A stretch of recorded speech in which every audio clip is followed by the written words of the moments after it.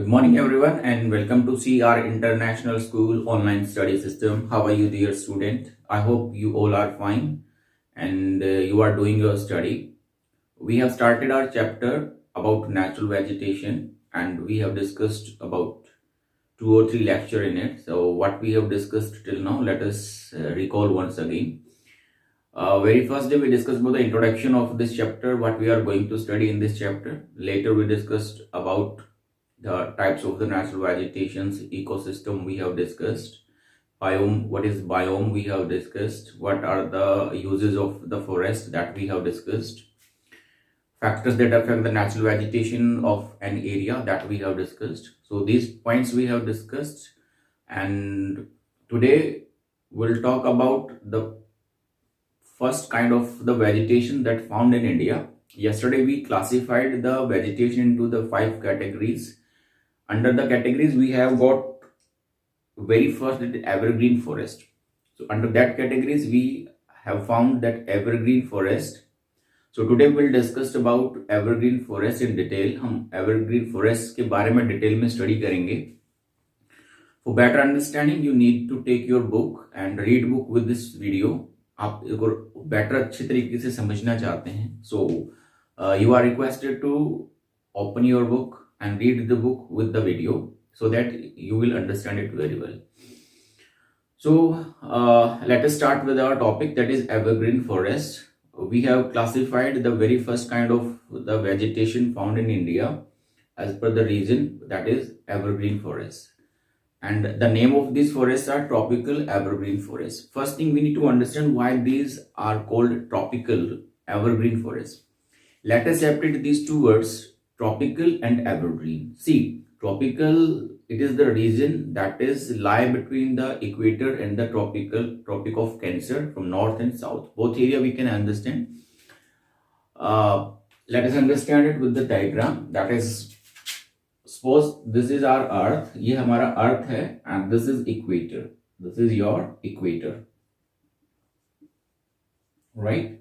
So we have 23.5 Tropic of Cancer north side, and we have Tropic of Capricorn in the south, that is 23 degree and 30 minutes. 23 degree and half, and the same way 23 degree and half. It is Tropic of Cancer. This is Tropic of Capricorn. So that's very simple. The areas lying between the tropical, वो area जो tropical जो zone है उसमें जो पड़ता है, इसीलिए इसको ट्रॉपिकल बोला गया है.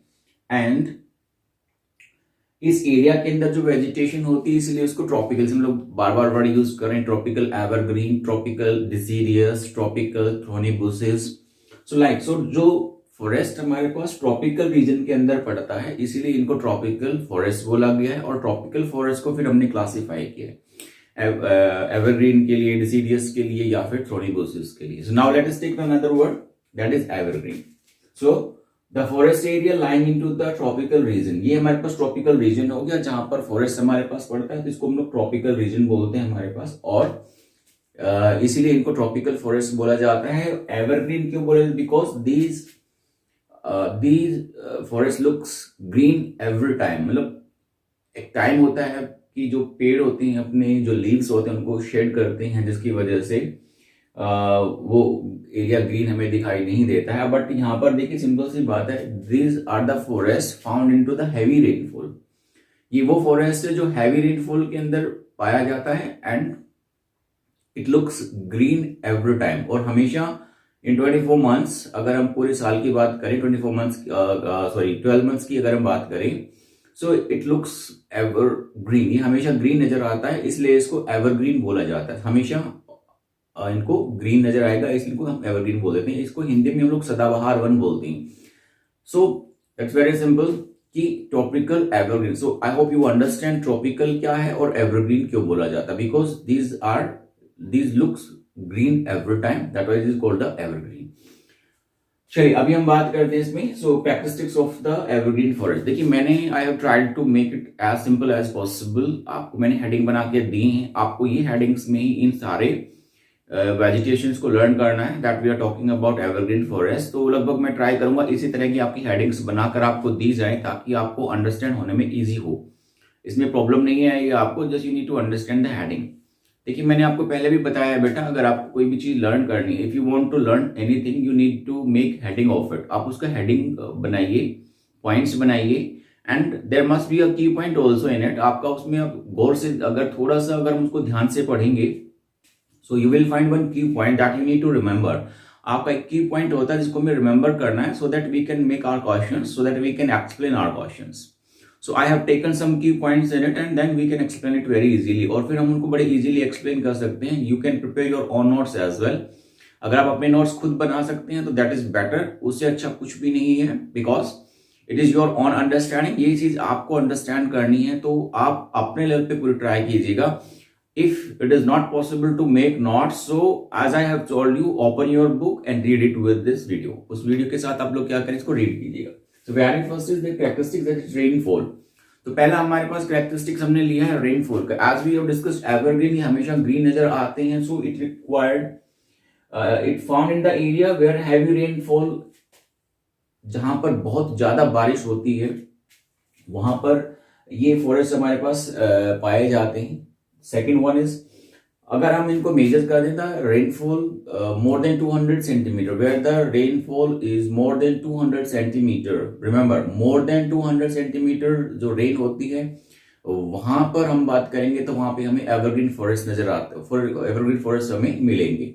सो हैवी रेनफॉल चाहिए, बहुत ज्यादा रेनफॉल की इनकी आवश्यकता होती है। दूसरा, रेनफॉल का जो मेजरमेंट किया गया, लगभग 200 सेंटीमीटर से ज्यादा बारिश जिस एरिया के अंदर होती है वहां पर, ट्रॉपिकल रीजन के अंदर, वहां पर एक एवरग्रीन फॉरेस्ट हमारे पास पाए जाते हैं। So that is very simple, rainfall. Second one is height of the trees. Second is height की अगर हम बात करेंगे, so we have these having the characteristics of the heights because they are very long, because बारिश ज्यादा होती है और ज्यादा होने की वजह से वेजिटेशन बहुत ज्यादा ग्रो करती है। एक सिंपल सा एग्जांपल आप भी अपने यहाँ पे अडॉप्ट कर सकते हैं। देखो हमारे इस रीजन के अंदर जब रेन होती है तो हमें चारों तरफ हरा भरा सब कुछ नजर आता है, और ज्यादातर जो पेड़ों की जो ग्रोथ होती है वो उसी टाइम में ज्यादा ग्रो करते हैं आपको। So we can simple understand कि rain is very important for the trees, because ये लीव्स को वेपर करते हैं, लीव्स के थ्रू क्या करते हैं, आपका जो वाटर उसको वेपर करते हैं आपका, राइट। सो वी अंडरस्टैंड कि ये कितना इंपॉर्टेंट है इनके लिए, right. See the trees reach great heights up to 60 metre और इवन अबव। अब देख सकते हैं आपका कुछ ऐसे पेड़ मिलेंगे आपको, नॉर्मल सी हाइट अगर हम बात करें 50 से 60 मीटर तक इनकी हाइट होती है, और कुछ पेड़ तो ऐसे होंगे जो हमारे इससे भी ज्यादा ऊपर पहुंच जाते हैं। So they in terms of the height they are very high. आप कह सकते हैं आपका काफी ज्यादा लंबे ये हमारे पास पेड़ होते हैं। एंड डेंसली वेजिटेशन, और दूसरा हमारे पास जिस एरिया के अंदर बारिश ज्यादा होती है, जैसे मैंने अभी बोला कि जब बारिश होती है तो आपको बहुत सारी वेजिटेशन ग्रो कर जाती है आपका, तो जहां पे बारिश ज्यादा होती है वहां पे वेजिटेशन काफी ज्यादा डेंस होगी, काफी ज्यादा गहरे हमारे फॉरेस्ट पाए जाते हैं। सो ये कह सकते हैं आपका जिन एरिया के अंदर एवरग्रीन फॉरेस्ट है, काफी dense forest and the height is very, कहते हैं बहुत ज्यादा इनकी क्या होती है, हमारे पास हाइट बहुत ज्यादा होती है इनकी। इसके अलावा इसका एक कैरेक्टरिस्टिक्स और भी है, that is trees, scrubs and the creepers give a multilayer structure. देखिए ये क्या है हमारे पास है, देखिए इसमें हमारे पास क्या होता है, ये एवरग्रीन क्यों नजर आते हैं हमें, why these are ever, look why we found and why we said that evergreen. हम इनको एवरग्रीन क्यों कहते हैं, रीजन है उसका। रीजन सिर्फ इतना है हमारे पास, देखिए जो ये हमारे पास ट्रीज होते हैं या फिर ये जो फॉरेस्ट होते हैं आपके मल्टी स्ट्रक्चर होते हैं, सपोज करो ये हमारे पास स्ट्रक्चर या एक ट्री हो गया, ये हमारे पास एक लेयर बन गई, हाइट हमारे पास बोला 60 मीटर के आसपास हमारे पास, फिर हमारे पास एक ट्री ग्रो करके आपका यहाँ तक आपका आया, फिर एक हमारे यहाँ पे बुशेस बन गए हमारे पास, इस तरह से हमारे पास ये, you can understand it, right. और नीचे हमारे पास क्या हो गया, छोटी झाड़ियां बन जाती हैं हमारे पास। So we can understand it very well कि ये हमारे पास, so we have different layer. अब हम देखिए इसमें हमारे पास एक लेयर जो 60 मीटर की है, फिर एक लेयर हमारे पास यहाँ पर है, एक लेयर हमारे पास यहाँ पर है, और एक हमारे पास ये। So we have multi layer.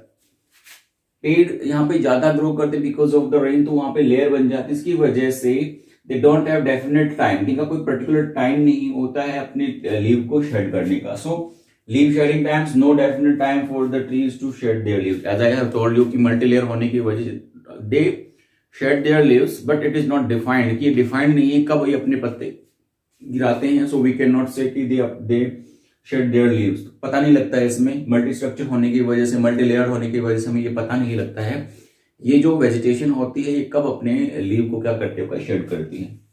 Next one is trees.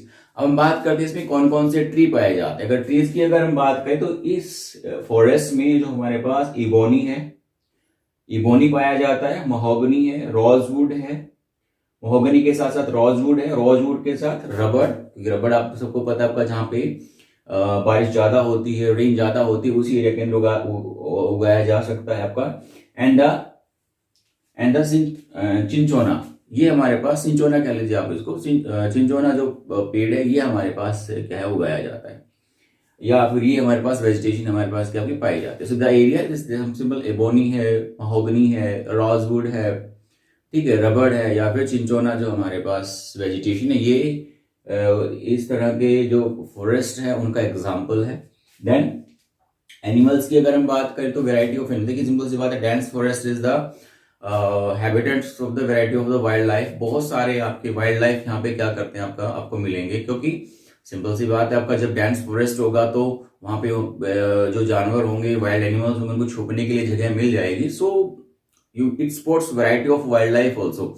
बहुत सारे यहाँ पे अलग अलग तरह के जीव जंतु पाए जाते हैं। फॉर एग्जाम्पल हमारे पास अगर बात करें आपका, जैसे एलिफेंट है, मंकी है, लेमूर है, डियर है, वन हॉर्न रिहाइनो है, and plenty of the birds, bats, scorpion and snails are the found in this area। एक हमारे पास स्लॉथ होता है, वो भी यहाँ पर बहुत ज्यादा मात्रा में पाया जाता है, स्लॉथ, ठीक है। तो ये हमारे पास क्या हो गया, मेजर एनिमल हो गए। एनिमल्स में एलिफेंट हो गया, मंकी हो गया, लेमूर हो गया, डियर हो गया, वन हॉर्न रिहाइनो हो गया। देन बर्ड्स की अगर हम बात करें, बहुत सारे plenty ऑफ बर्ड्स हम लोग कहते हैं, बहुत सारी संख्या के अंदर यहाँ पे बर्ड्स मिलेंगे आपको। स्कॉर्पियन है, बिच्छू वगैरह आपके यहाँ पे पाए जाते हैं। आपका स्नेल है वो यहाँ पे मिलता है आपका। स्लॉथ जो होता है वो भी इस एरिया के अंदर पाया जाता है। Last heading is that area where this forest are found. So area के लिए मैंने आपका भी मैप एज इट इज रखा हुआ है। मैप एवरग्रीन फॉरेस्ट की अगर हम बात करें तो वो हमारे पास वेस्टर्न घाट जो हमारे पास है इस एरिया के अंदर मिलता है। तो ये हमारे पास एरिया कौन सा हो गया हमारे पास, ये वाला एरिया हमारे पास जो रीजन हमारे पास पड़ता है ये वाला, ये हमारे पास एवरग्रीन फॉरेस्ट हो गया। इधर से ईस्टर्न घाट का जो एरिया स्पेशली जो हमारे पास जैसे उड़ीसा हो गया, इस तरह के जो एरिया हमारे पास, ये हमारे पास हो गया। देन ये हमारे पास नॉर्थ ईस्टर्न स्टेट जो हमारे पास होते हैं उनके अंदर बहुत ज्यादा संख्या के अंदर या जो ये हमारा एवरग्रीन फॉरेस्ट है ये हमारे पास पाया जाता है, ठीक है। So this is the about first kind of the vegetation evergreen forest. इनको एवरग्रीन फॉरेस्ट क्यों बोला जाता है, इनके कैरेक्टरिस्टिक्स क्या हैं, कितनी रेनफॉल चाहिए, एनिमल्स कौन से पाए जाते हैं यहाँ पर, राइट, पेड़ की हाइट क्या होती है, कौन कौन से पेड़ उगते हैं यहाँ पर। तो ये हमारे सेम आपको इसी तरह से इनके हेडिंग्स बनाने हैं और फिर उसी हेडिंग को आपको क्या करना है, एक्सप्लेन करना है। Almost I have explain it. फिर से बुक को जरूर पढ़िएगा ताकि आपको बड़े अच्छे से समझ में आए। आई hope you got the point. The evergreen forest. इसके अलावा भी अगर आपकी कोई क्वेरी होती है तो आप व्हाट्सअप कीजिएगा और अपनी लाइव क्लासेस में अपनी क्वेरी जरूर रखिएगा। That's all for the day. See you next time. Bye, see you.